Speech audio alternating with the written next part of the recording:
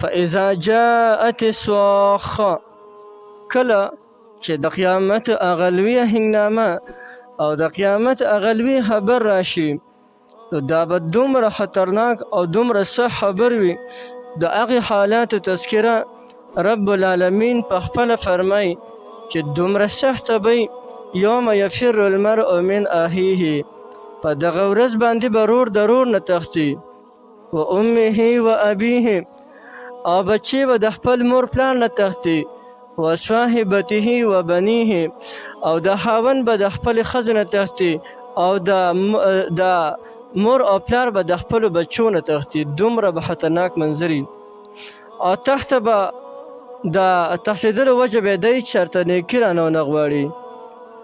یو پلار به هغه به د قیامت په ورځ باندې خپل بچي ته وایي بچي وایي ما حرام حلال نه ده ګټلې تا نه مې راوړې ده بچي ما په ځان باندې تکلیفونه او سختۍ برداشت کړي دي بچي تا له مې راوړې دي.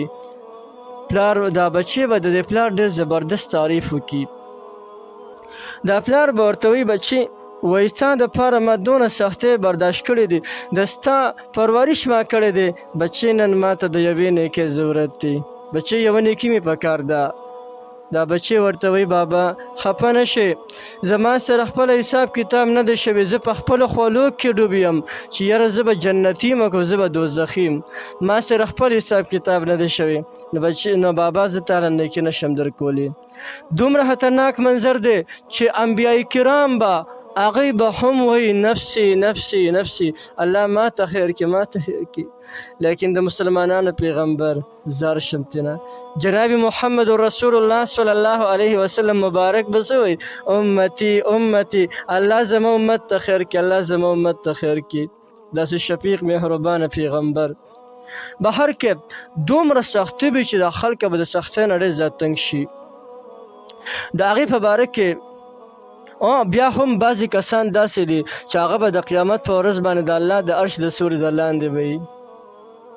اوه قسمه خلک دي او دا د بخاري شریف حدیث دی دا چې د حضرت ابو هریره رضی الله تعالی عنه نه روایت دی او فرمایي وایي اوه قسمه خلک هغه دي چې هغه به د قیامت په ورځ باندې د الله د عرش د سوري د لاندې به وي. په دې اوه قسمه خلکو کې یو عادل باچا دی هغه باچا چې هغه د عدل او د انصاف حکومت کوي.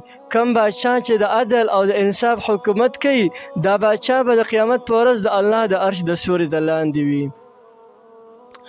او بل نمبر هغه انسان دی چې هغه په ځوانۍ کې د الله جل جلاله عبادت کوي. هغه ځوان چې په ځوانۍ کې د الله جل جلاله عبادت کوي نو دا قسم د الله جل جلاله د عرش د سوري د لاندې وي.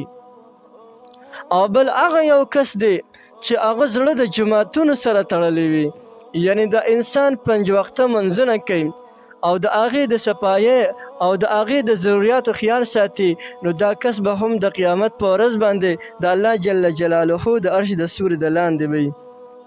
او بل پکې هغه یو کس دی چې هغه په تنهایۍ کې د الله جل جلاله ذکر وکړي او د دې انسان د سترګو نه اوښکې وبهیږي. کم انسان چې تنهایۍ کې د الله جل جلاله ذکر وکړو او د دې انسان د سترګو نه اوښکې وبهېدې د انسان خدا د الله د یاري نه نو د انسان د قیامت په ورځ به د الله جل جلاله د عرش د سوري د لاندې وي. بل هغه دوه کسان چې خالص د الله د چې د رضا دپاره د یو بل سره ملاویږي دا کسان هم د قیامت په ورځ باندې د الله د عرش د سوري د لاندې وي. د ابو داود شریف یو حدیث دی کله چې دو مسلمانان په خپل منځ کې یو ځای شي او دا مسلمانان په خیر وکړي دوی لا جدا شوي هم نه چې رب العالمین د دې دواړو مغفرت کړی وي. دا څومره خوشنصیبي ده. باید چې دا ټول اختلافات ختم کو او د نیکو اعمالو طرف ته موږ توجه وکړو. ډېر لوی سعادت خبره ده.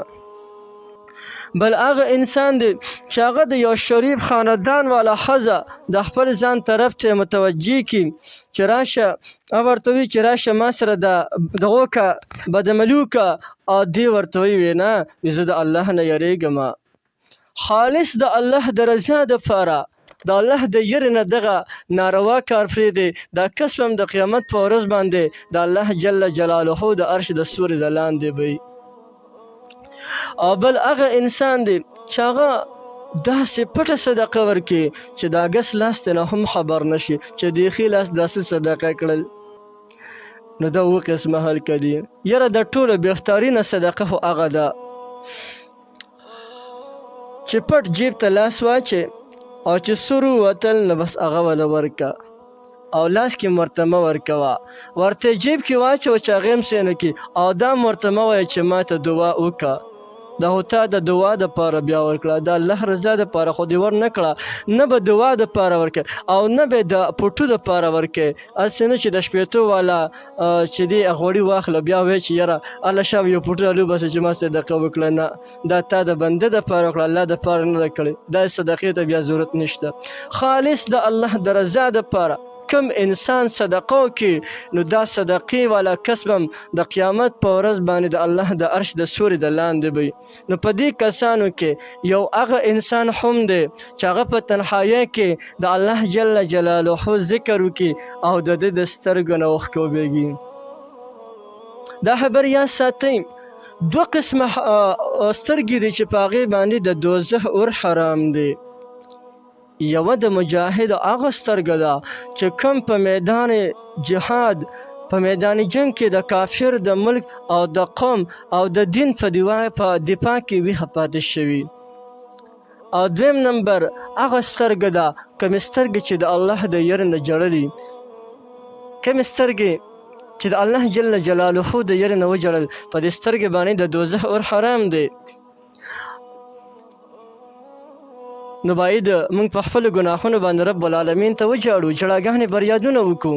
یو ځل نبي علیه الصلاة والسلام مبارک فرمیل وایي د الله د یر نه وجاړې او که جړا نه درځي ځان له په زور باندې جړا راولې، یعنې هسې د جړا شکل خو ځان له ساز کې، ځکه دوزخیان به دومره وجاړي د اوښکې به د هغوی په دې اننګو داسې روانې لکه څنګه چې په لښتي کې اوبه روانې، تر دې چې د کسانو اوښکې به ختمې شي د سترګو نه به وینې روانې شي او دونه وینې به د سترګو نه لاړې شي که په هغه کې کښتۍ کېښودې شي کښتۍ به هم روانه شي، دا سترګې به زخمي شي.